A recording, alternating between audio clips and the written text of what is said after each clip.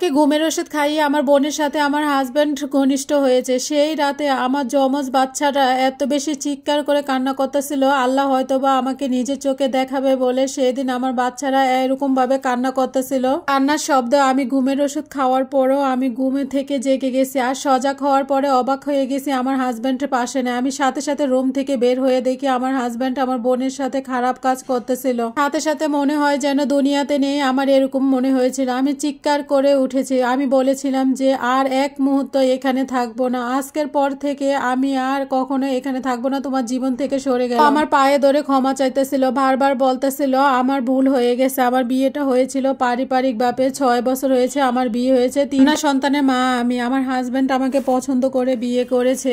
তো আমার হাজব্যান্ড বেকার ছিল, তো আমি জেনেও তাকে বিয়ে করেছিলাম। সে বলেছে বিয়ে করার পরে জব করবে, তো বিয়ে করেছিলাম, বিশ্বাস করেছিলাম। রাজনীতি করতো, সারাদিন ঘুরে ফেরাতো। সে সকালে বের হতো আর রাতে ফিরে আসতো, শুধু বাজে কাজ করে বেড়াতো। সে অনেক ভুল পথে ছিল। বিয়ের পরে জানতে পারি সে পরকীয়া আসক্ত ছিল, মেয়ের আসক্ত ছিল। অনেকে আমাকে এই কথা বলতো, আমি বিশ্বাস করতাম না। পরবর্তীতে আমিও টের পেয়েছি সে পরকীয়া করে। আমাকে একদম সময় দিত না, অন্য মেয়েদেরকে সময় দিত। আমাকে বাপের বাড়িতে রেখে আসতো, কারণ আমার শাশুড়ি সব সময় ঝগড়া করতো ওর সাথেও। তারপর ঝগড়া লাগার পরে আমাকে আজে বাজে কথা বলতো, তার কারণে আমাকে বাপের বাড়ি বেশি সময় রেখে আসতো। তো বাড়ি যেতাম, কখনো শান্তি মতো বাবার বাড়িতে ফিরে আসতে পারতাম না। হাজব্যান্ডের সাথে ঝগড়া হতো কিংবা আমাকে কথা শুনতে হতো। আমার হাজব্যান্ড এতটা খারাপ ছিল না যা আমাকে ভালোবাসতো না, আমাকে কিন্তু ঠিকই সে ভালোবাসতো। হাজব্যান্ড আমাকে এতটা কষ্ট দিত না, আমি সহ্য করতে পারবো না, কারণ আমার স্বামী আমাকে অনেক ভালোবাসতো। পরকীয়াও চালিয়ে যেত, তাকে অনেক বোঝানোর চেষ্টা করছি কিন্তু ফিরাতে পারিনি। আমাকে বারবার সে ধোঁকা দিয়েছে। আমি আমার হাজব্যান্ডকে খুব ভালোবাসি, তাকে আমি অনেকবার সুযোগ দিছি, বারবার সুযোগ দিছি, বারবার ঠকাইছে। বিয়ে 3 বছর পর ওকে অনেক বাজেভাবে অনেক মেরেছিল, তার হাত পাও শেষ হয়ে গিয়ে হসপিটালে টানা 1 মাস তাকে আমি পুরা সেবা যত্ন করছি। তার পরিবারের একটা মানুষও তাকে দেখতে আসে না, এবং কি তার কাছে একটা রাতও থাকে না। ছোট বাচ্চাটাকে নিয়ে আমি হাজব্যান্ডের সেবা যত্ন করে সুস্থ করেছিলাম। মাস হসপিটালে থেকে আমি অসুস্থ হয়ে গেছিলাম, তখন থেকে সে একটু পরিবর্তন হয়েছে। আমাকে একটু সময় বাড়িয়ে দেওয়া শুরু করছে, ঘন ঘন ফোন করতো এবং অনুতপ্ত হতো।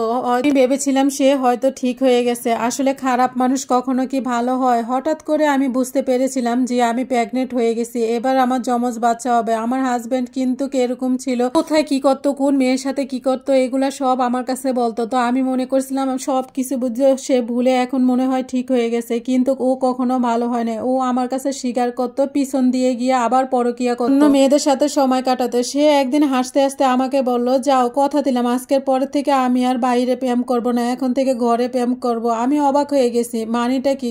তোমার বোনের সাথে আমি প্রেম করব, এখন থেকে আমি ঘরে প্রেম করব। আমি মনে করছিলাম কি সে বুঝি ফান করতেছে। তো আমি ভাবতেছিলাম যে তুমি কি বোকা নাকি, তুমি কি সমস্ত কথা বলো, ও আমার ছোট বোন, তোমার বোনের মতো, তুমি এগুলা কি বলো? সে আমার বোনটাকেও ছাড়লো না। আমার বোনটার বয়স মাত্র 13 বছর ছিল। আমার যমজ বাচ্চা হওয়ার পর 2 মাস পরে সে ফোন করে বলে ইমার্জেন্সি তার বাড়িতে ডাকে, জরুরি কাজে তার বাড়িতে যেতে হবে। আমি বিশ্বাস করে চলে গিয়েছিলাম তার বাড়িতে। আমাকে বলেছিল যেন আমার ছোট বোনকে সাথে করে নিয়ে যায়। তো আমার মা বাবা রাজি হয় না, তাকে দিতে চায় না। তো আমি একা চলে গিয়েছিলাম 3টা বাচ্চাকে নিয়ে। পরের দিন আমি ফোন করেছিলাম যে আমি একা 3টা বাচ্চাকে সামলাতে পারতেছি না, যার কারণে মা বাবা আমার একটু হেল্প হওয়ার জন্য পরের দিন পাঠিয়ে দিল আমার ছোট বোনকে। তো তখন পর্যন্ত কারো মাথায় এগুলা চিন্তা ভাবনা ছিল না, আমার মাথায় চিন্তা ভাবনা ছিল না। আমি ভেবেছিলাম আমার হাজব্যান্ড আগে দুষ্টামি করে হয়তো কথাগুলো বলেছিল, আমার বোন গিয়েছিল আমার দিকে একটু হেল্প করার জন্য, আমার বাচ্চাগুলাকে একটু সময় দেওয়ার জন্য, কিন্তু আমার হাজব্যান্ড কি করলো? তো একদিন আমার হাজব্যান্ড আমাকে ঘুমের ওষুধ খাইয়ে দিল, আর ঘুমের ওষুধ খেয়ে আমি ঘুমিয়ে পড়েছিলাম। মাঝ রাতে আমার বাচ্চাগুলা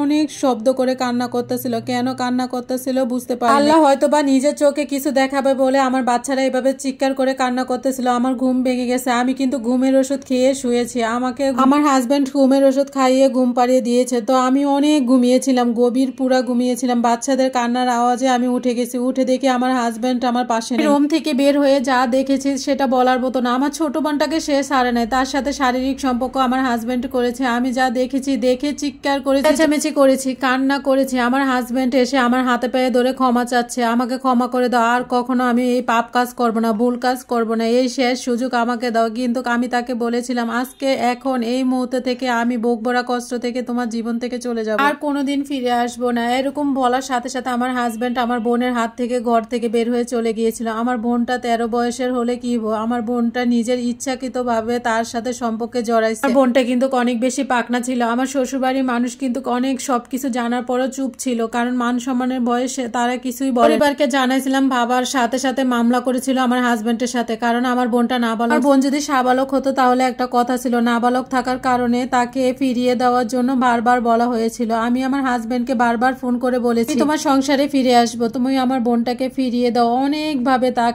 সাথে আমি বুঝিয়েছি, প্রতিশ্রুতি ভাবে 1 মাস পর সে আমার বোনটাকে ফিরিয়ে দিয়েছে। এদিকে আমার বোন আমার স্বামীকে বলতে পারতেছে না কোনো, আমার বোন তার কাছে ছুটে যেতে চাইতেছে, তো আমার পরিবার তার নামে মামলা করছে। আমার পরিবার বলেছে আমরা 2 বোনে 1 বোন তার কাছে ফিরিয়ে দিবে না, এমনটা বলেছে। বাড়ির মানুষ আমাকে বুঝাইতেছে শয়তানের পাল্লায় পড়ে এরকম পাপ কাজ করছে, তুই সংসারটা ভাঙিস না, তুই তোর বাচ্চাগুলাকে এতিম করে দিস না, তুই ফিরে যা। বিশ্বাস করেন এত ঘৃণা দশে ওর কাছে যেতে ইচ্ছে মনে চাইতেছে না। আমার বোন এখন আমাকে অপরাধী বানায়, আমার মা বাবা আমাকে অপরাধী বানায় যে আমি আমার হাজবেন্ডের কাছ থেকে দূরে এতটা বেশি খারাপ হয়ে গেছে। কিন্তু তারাই তো আমাকে রাখে না, আমি কি করব? আমার হাজবেন্ড রোজগার নাই, কিছু নেই, শাশুড়ির সাথে ঝগড়া ঝামেলা, তার জন্য বাপার বাড়িতে রেখে দিছে। এখন সবাই আমাকে বলছে আমার কারণে আমার হাজবেন্ড চরিত্র নষ্ট হয়ে গেছে। তো এখন আমি কি করব? আমার বোনকে এখন আমি চরিত্র খারাপ করার কথা বলছি, এত ছোট্ট বোনটা এত কিছু করে ফেলছে আমার হাজবেন্ডের সাথে, তো আমার ঘৃণা ধরে গেছে। এই পুরুষটার সাথে আমার থাকতে ইচ্ছে করতেছে না। আমার 3টা মেয়ের বাবা, সে কি করব এখনো সিদ্ধান্ত নিতে পারতেছে না। আশেপাশে সবাই কি বুঝাইতেছে যে আমি যেন সংসারটা করি, আমি যেন ফিরে যাই, আমাকে একটু পরামর্শ দিবেন। আসলে আমি কি করব বুঝে উঠতে পারতেছে না। ওর প্রতি আমার ঘৃণা, ওর প্রতি আমার এত অরুচি হয়ে গেছে, ওর চেহারা দিকে তাকাইতে ইচ্ছে করে। কিন্তু এটাও ভাবি ওর কাছ থেকে চলে আসলে আমার 3টা বাচ্চা এতিম হয়ে যাবে। যদি একটা বাচ্চা থাকতো তাহলে কোনোভাবেই জীবনটা কাটিয়ে দিতে পারতাম। 3টা বাচ্চাকে আমি কিভাবে বাবা হারা করি। কিছু কিছু গল্প পড়তে পড়তে আমি নিজেই চোখের চলকে পানি চলে আসে। আসলে কি যে অসহায় আপনি যে এরকম সিচুয়েশন গুলা পার করছেন সেটা আমি হয়তো বা বুঝতে পারি না, কেউ বুঝতে পারবো না। যে সিচুয়েশনে আপনার ভিতর দিয়ে যায় সে শুধু খালি বলতে পারবে, সে বুঝতে পারবে। তো আমি বলবো যে 3টা বাচ্চার দিকে তাকিয়ে ক্ষমা করে দেন, ফিরে যান। 3টা মেয়ে বাচ্চাকে আপনি একসাথে এতিম করতে পারেন না। যদি জব থাকতো, নিজের ইনকাম থাকতো, আপনার বাপের বাড়ি যদি সাপোর্ট থাকতো তাহলে একটা কথা ছিল। 3টা বাচ্চা নিয়ে আপনি কি করবেন বোন আমার? আপনি সত্যি সত্যি ধৈর্য ধরে আল্লাহর দিকে তাকিয়ে সেখানে ফিরে যান। বাবা মা তো আপনাকে 100% সাপোর্ট দিচ্ছে, অনেক কিছুর জন্য দায়ী করছে। বাবা মার বাড়িতে থাকলে কি আপনি শান্তিতে থাকতে পারবেন? আপনার বোন আপনার চোখের সামনে থাকবে, ও তো আপনার প্রতি ঘৃণা আছে, তাই না? তাই স্বামীর কাছে চলে যান, স্বামীর বাড়িতে থাকেন, নিজে ক্ষমা চাচ্ছে, যেহেতু 2 পরিমাণ মিটিং, তাকে একটা লাস্ট সুযোগ দেন।